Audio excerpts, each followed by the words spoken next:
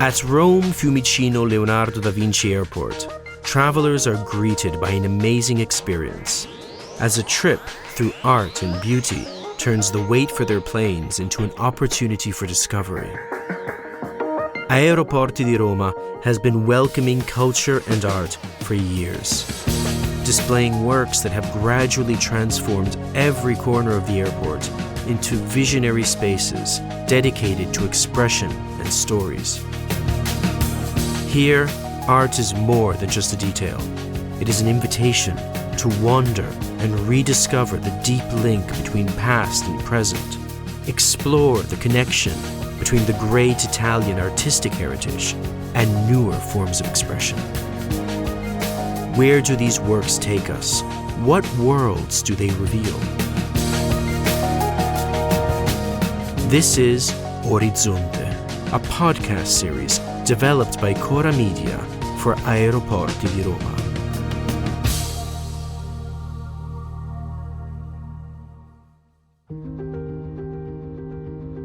It's easy to feel lost when speaking about the Etruscans.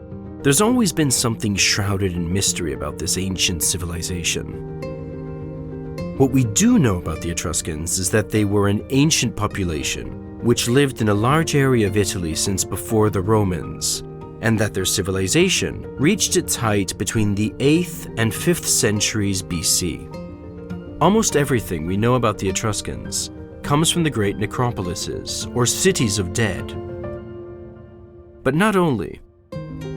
Unlike the Greeks and Romans, the Etruscans never left us any literature or religious and philosophical texts, only the testimony of an entire civilization built upon the continuity between past and present, between the living and the dead. Travelers from all over the world, when arriving at Rome Fiumicino's Leonardo da Vinci Airport, will be shocked to see 3 extraordinary works from the Etruscan civilization, right at the arrivals area of Terminal 1. 2 travertine cinerary urns from Perugia, and a sarcophagus lid from Tuscania, or Tuscany. The large-scale pieces are quite striking and impossible to ignore. A journey within the journey which leaves us wondering, where do these works take us? We asked this very question to Luana Toniolo, director of the Etruscan Museum of Villa Giulia in Rome, where the statues come from, and she explained to us that the works displayed at Fiumicino Airport bring us right to the very heart of Etruria itself. They take us to Tuscania, with a large stone sarcophagus, and the 2 funerary urns carry us to Perugia. These 2 works show us the relationship that the Etruscans had with mythology, as well as with Greece and their idea of the afterlife. The 2 funerary urns represent 2 famous mythological battles, such as that of the Greeks against the Amazons, called the Amazonomachy, and that of the 7 against Thebes. But why would the Etruscans choose these tales in particular?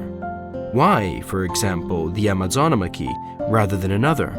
Because each myth connects with the idea that the departed had of themselves and of their veiler. The choice of a tale is never random, but instead conveys certain meanings and ideas that the communities who observed these monuments would have immediately understood. So it all boils down to what the defunct wanted to say about themselves. The engravings on each of these pieces also tells us a little more. For example, the sarcophagus is particularly interesting in that it tells us that in this case, the deceased had reached an exceptional 100 years of age. The lid of the sarcophagus, as well as the 2 urns, all depict men, probably nobles, lying down while they partake in a symposium, a gathering in which people would drink, talk, and listen to music, a foundational moment in the social lives of Etruscans as well as Romans. Indeed, these testimonies of the ancient Etruscan people also allow us to understand more in depth the history and past of ancient Rome itself. After all, often when one lands in Rome, it's easy to be overwhelmed by the ancient Roman remains, such as the Forum and the Colosseum. the Etruscans remain nothing but an afterthought, despite the essential impact that they had on Roman culture. Indeed, Rome had 2 Etruscan kings, and the traditions of the Etruscans would influence the culture and religion of the city. All in all, Rome is profoundly indebted to Etruria, and yet it's hard to feel this as you walk through the streets of Rome. Luana Toniolo explained how the National Etruscan Museum of Villa Giulia helps us reconnecting with the Etruscan world and seeing the deep connections to Rome.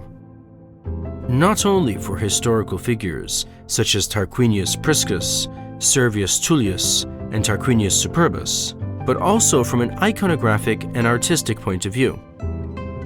For example, Vulca was the greatest Etruscan artist from the city of Veii, and he worked with his assistants on great sculptures such as the chariot on the Capitoline Hill and the statues in the Capitoline Temple. He's the only Etruscan craftsman that we know by name, but he must have been greatly admired to have decorated Rome's most sacred temple. Looking for the first time at the faces of these men from the 2nd century BC, carved in travertine, the mystery of the Etruscans seems to slowly fade away, leaving us with the kind of knowledge that comes from the past and the afterlife. As English writer David Herbert Lawrence wrote in 1927 in his work, Etruscan Places, "And death, to the Etruscan, was neither an ecstasy of bliss, a heaven, nor a purgatory of torment. It was just a natural continuance of the fullness of life."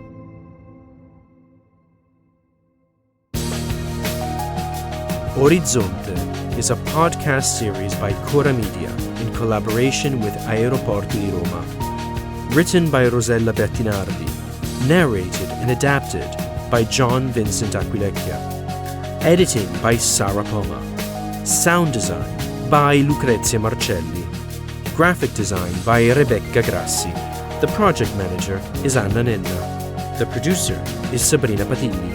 The post-production coordinator is Matteo Scelsa. Studio recordings by Luca Possi.